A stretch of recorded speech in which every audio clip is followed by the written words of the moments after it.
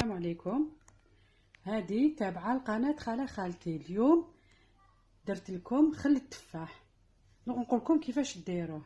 تاخذوا التفاح هذاك صغير، تقطعوه طريفات صغار وديروه هكذا في بلاره تاع الزجاج، تعمروا وتغطيه بالغطاء تاعو وتثقب هذاك الغطاء هكذا كيما راهو. ها درت له ثقبات هكذاك واحد 6 ولا 7 ثقبات باش يستهوى، على خاطر كان ديروا التفاح في بلاره تاع الزجاج وما تثقبوش ما يجيش خل التفاح، يولي حاجه واحده اخرى. تعمروه تغلقوه وتكتبوا لا تخليوه شهر و10 ايام 40 يوم باش يولي خل يطلق هذاك الماء تاعو كامل. تصفيه في كشاش مليح تخليه يقطر يولي خل التفاح، ما دير له حتى اضافه. هذه هي